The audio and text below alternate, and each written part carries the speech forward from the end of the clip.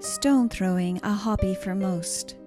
Accusing, hating, and vengeance are rife in a world losing dignity and sense of humanity, and blindly ignoring the human race. I am human, living as a gregarian member of the human race, as nature in creativity exemplifies, through its laws of diversity and union in the gregarious circle of life. Slumbering in my cells of mind and body is a monster never to be released. It must be kept leashed to allow peace's flow, liberating endless goodness from me, with compassion, courage, wisdom and love, human virtues of the highest regard. I live right under love's light to comply with the laws of harmony, as nature shows, occupying my seconds to complete minutes of productive hours to a day.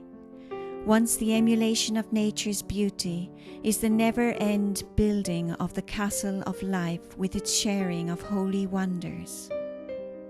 For human I am. Did you hear what he did? Yes, it's horrific. How could anyone do something like that? The poor victims. Let's not think of it anymore. It's too terrible. That's easy to say. Very hard to do, as I read all the details in the morning newspaper, and now I feel as if they inhabit me. Mary's in big trouble. The whole town is talking about how irresponsible she was to do something like that. If I were her, I would move to another town, for people will never forget. Well, she was always a little different, wasn't she?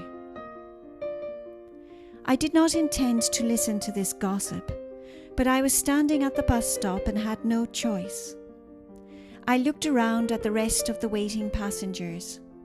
All those alone had earphones and were lost in their own musical worlds. I suppose that is one way to cope, I thought. The sun was bright and I was deeply feeling life as I perceive it. All the colours, the beauty, the mysteries, the innocence, and the horrors that small town cries to the big city fears of the world's atrocities. I am human, I thought. The terrors I hear and see in the media, read in the papers and sense make me cry deep in my soul and feel like their author, once I can't prevent them. Yes, all the horrors I see happening now worldwide lead me to think of myself as guilty of active omission. If I had been raised differently, if I had experienced such atrocities firsthand, then who is to say that I would not be one of the terrible perpetrators and protagonists? I have it in me, as all human beings do when they are pushed to the edge of their frail existence. So no matter how terrible the action from next door to the world, I have a duty to show compassion and through loving thoughts, wishes and soul, touch these horrors and help to release them. With all my heart I try to understand, although sometimes it is a challenge. But with willingness, love and fighting spirit, I march forward to challenge the world to join the chain of love, compassion, justice and cooperative attitude. I will keep on marching, albeit I am now standing at the bus stop. One person among billions, one person with choices, one person holding the power of the universe in the palm of her hand. A small child runs away from her mother and reached a dangerous spot on the busy street.